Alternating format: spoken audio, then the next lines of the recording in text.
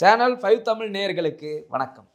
இந்த நேர்காணலில் நம்மோடு இணைந்திருப்பவர் தமிழா பாண்டியன் அவர்கள். வாருங்கள் அவரோடு பேசுவோம். சார் வணக்கம் சார். வணக்கம் சார், 2 நாட்களே குற்றச்சாட்டு வளம் வந்துகிட்டு இருக்கு. பூவே ஜெகன்மூர்த்தியர் மேலே வந்து இளைஞன் வந்து கடத்திட்டாரு அப்படின்னு சொல்லிட்டு குற்றச்சாட்டு வளம் வந்துட்டே இருக்கு. இதோட உண்மைத்தன்மை என்ன சார் இதில்? இப்பொழுது நீதிமன்றம் 2:30 மணிக்குள் கோர்ட்டு முடிவதற்குள் நீதிமன்றத்தில் அவர் சரணடையணும். ஆமாம். இல்லை என்றால் காவல்துறை கைது செய்து கொள்ளலாம். இப்படி ஒரு உயர் நீதிமன்றமே ஒரு உத்தரவு கொடுத்துருக்கு. இதனுடைய பின்னணி என்னன்னா, தேனியைச் சேர்ந்த ஒரு பெண், சென்னையைச் சேர்ந்த தனுஷ், 2 பேரும் சமூக வலைதளங்களில் காதல் பண்ணுறாங்க. அந்த பொண்ணு ஒரு பெரிய வசதி படைத்த குடும்பத்தை சேர்ந்த பெண். ஒரு 500 கோடி ரூபா அந்த பொண்ணுக்கு ஆஸ்தி, அந்தஸ்து, சொத்து, நிலம் 500 கோடி. ஆமாம். அந்த பெண்ணு இந்த தனுஷோடு பதிவு திருமணம் செய்து கொண்டு இங்கே சென்னையில் இருக்குது. இதை பிரிப்பதற்காக பல முயற்சி செய்து அவங்க அப்பா வனராஜன், மாமா மணிகண்ட சிறையில் கிடக்கிறாங்க. அப்போ பல முயற்சி தோல்வி. அதன் பிறகு மகேஸ்வரி அந்த மாதிரி காவல்துறையில் பணியாற்றி இப்பொழுது பணி நீக்கம் செய்யப்பட்ட ஒரு காவல்துறை ஒரு அதிகாரி. இந்த அம்மா என்ன பண்ணுது, அந்த குடும்பத்தில் 50 லட்ச ரூபா பணத்தை வாங்கிட்டு எப்படியாவது நான் பொண்ணை பிரித்து கூட்டி கொண்டு வந்து வருகிறேன். இல்லை, அந்த அம்மா ஒரு லாபி பண்ணுது.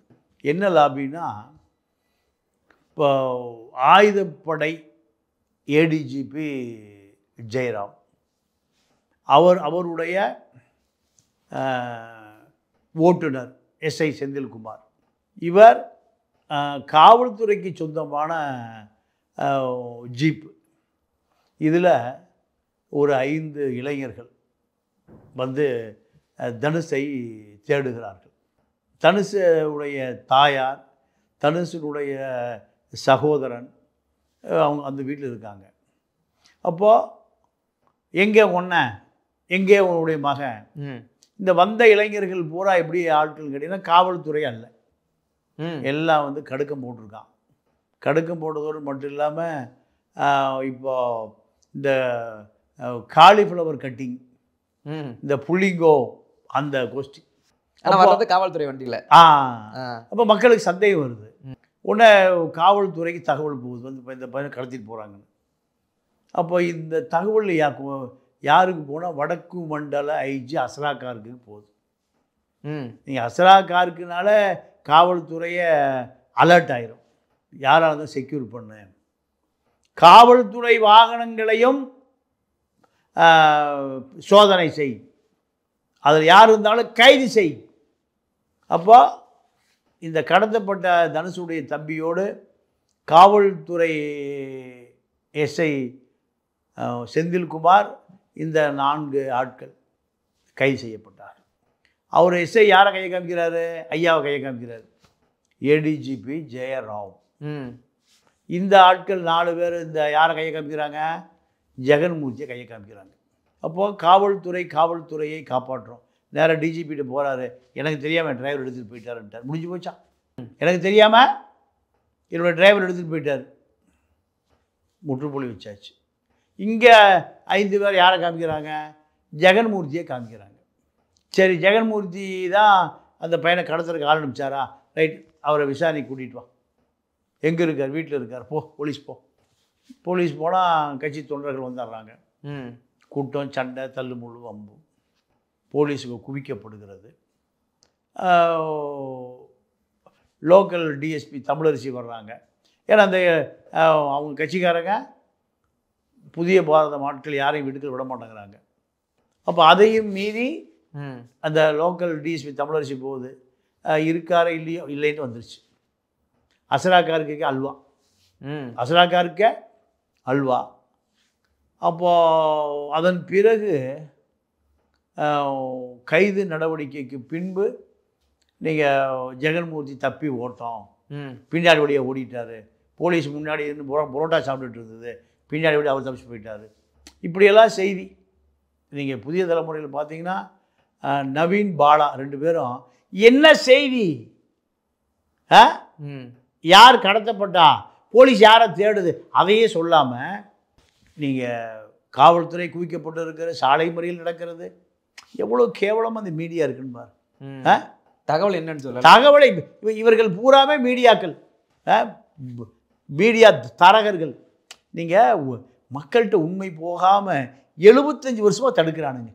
மக்கள்கிட்ட உண்மை போகாமல் இந்த அரசியல்வாதி பண்ணுற அயோக்கியத்தனங்கள், அதிகாரிகள் பண்ணுற ஊழல்களை மக்கள்கிட்ட கொண்டு போய் சேர்ப்பதே இல்லைங்க.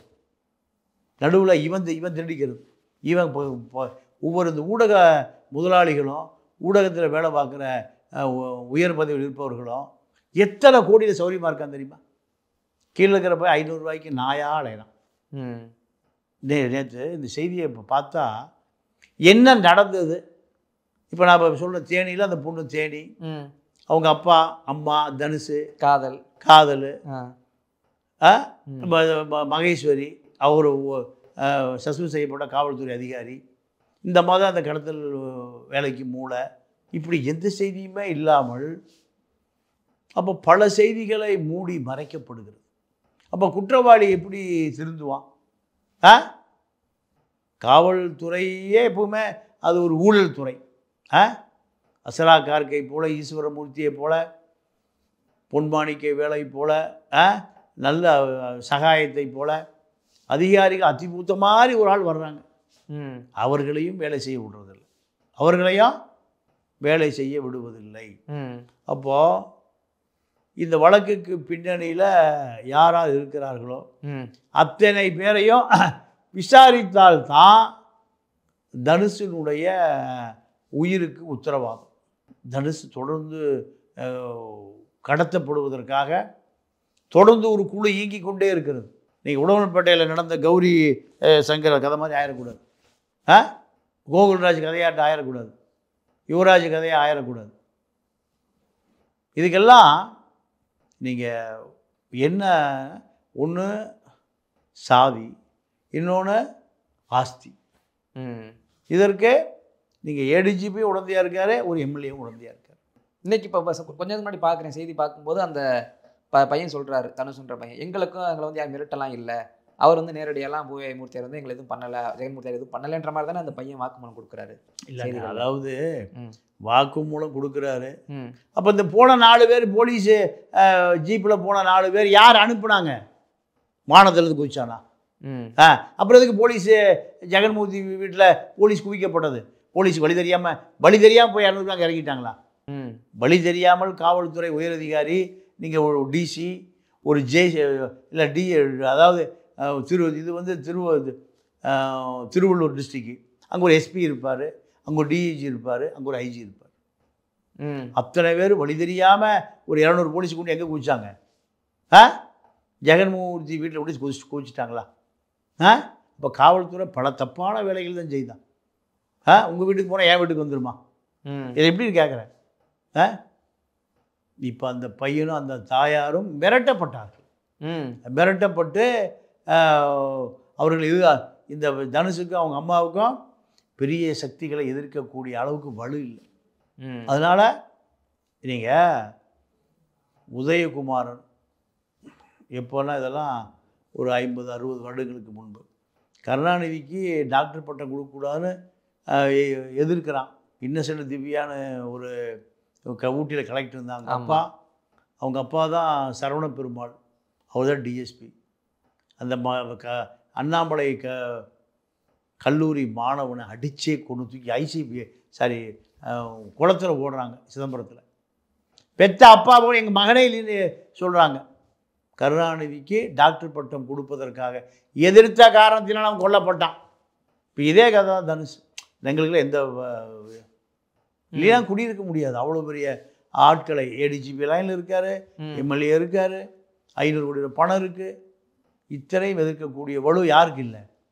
தனுஷுக்கு இல்லை. நீதிமன்றம் தான் இருக்குது. மிரட்டப்பட்டு தான் இப்போ பேசியிருக்காரு. எல்லாமே அந்த அம்மா பேசுகிறது, தனுஷ் பேசி எல்லாமே மிரட்டப்பட்டு தான். இப்போ இதனுடைய தொடர்ச்சி தான் இப்போ நீதிமன்றத்தில் இந்த வழக்கு உயர்நீதிமன்றத்துக்கு போயிடுச்சு வழக்கு. உயர்நீதிமன்றம் இப்போ என்ன சொல்லுகிறதுனா, நீ நேராக வந்து சரண்டர் ஆக, இல்லைன்னா ரிமாண்டுக்கு போ. ஏன்? அப்போ நீதிமன்றத்துக்கு அரசு தரப்பு கொடுத்த ஆவணங்களின் அடிப்படையில் நீதிபதி சொல்கிறார்.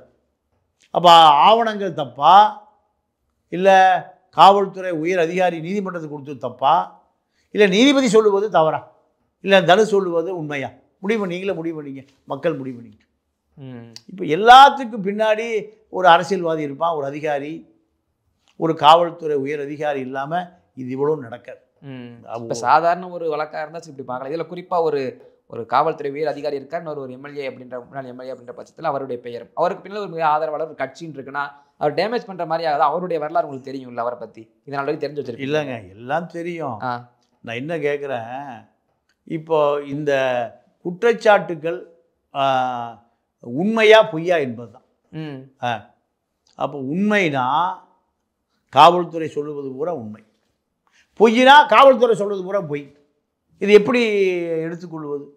அப்போ அறிவுள்ளவன் தான் முடிவு பண்ணணும். எப்பொருள் யார் யார் வாய் கேட்பனும் அப்பொருள் மெய்ப்பொருள் காண்பது அறிவு. அப்போ இந்த விஷயம் நெருப்பில்லாமல் புகையாது, உண்மை இல்லாமல் காவல்துறை போகாது. இல்லை, அன்னைக்கு அவங்க வீட்டுக்கு காவல்துறை போகும்போது அங்கே எல்லாம் வழிமறிச்செல்லாம் உள்ளே போகக்கூடாதுன்னு சொன்னாங்க. அங்கே பேசும்போது சொல்கிறாங்க, நீங்கள் சம்மன் கொடுங்க, நாங்கள் நேராக வந்து ஆஜர், நீங்கள் வீட்டில் வந்து கைது பண்ணால் என்ன மோட்டிவில் வர்றீங்கன்னு ஒரு கேள்வி எழுப்புறாங்களே. இல்லைங்க, அதாவது சம்மனுக்கு உடனே ஆஜராகணும்னு அவசியம்லாம் இல்லை.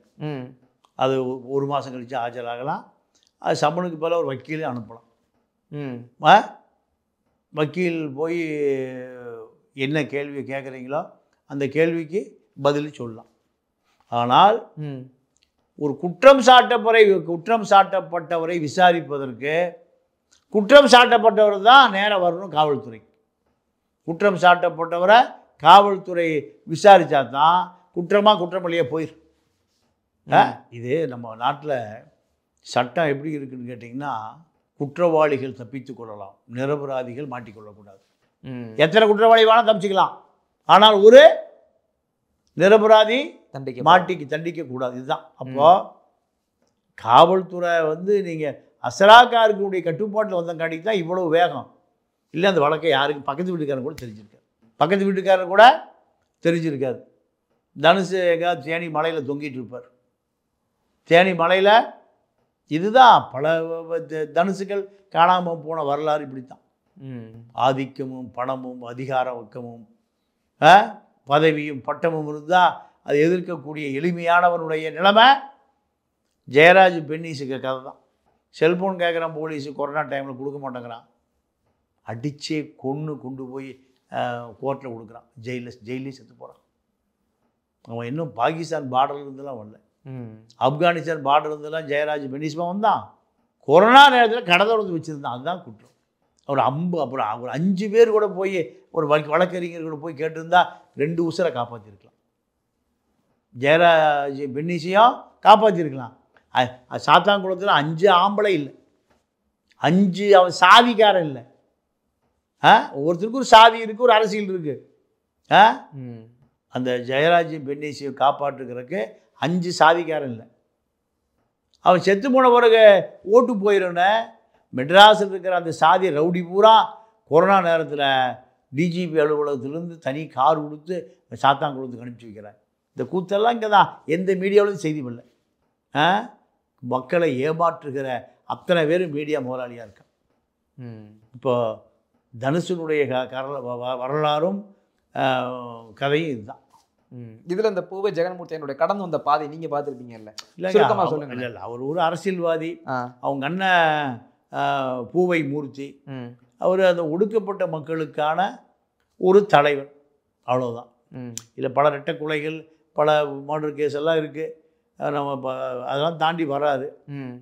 இருந்தாலும் இப்போ இதில் ஒரே ஒரு விஷயம் எப்படின்னா, ஒடுக்கப்பட்ட மக்களுக்கு ஒரு தலைமை வரலாற்று ரீதியாக தேவை. வட சென்னையாக இருந்தாலும் சரி, திருவள்ளூராக இருந்தாலும் சரி, எந்த பகுதியாக இருந்தாலும் சரி, யாருக்கு அமைப்பு தேவை? தலித் மக்களுக்கு தான் அமைப்பு தேவை. அப்போ தலித் மக்களுடைய அதான் இருக்காங்களே, யார் இருக்கா?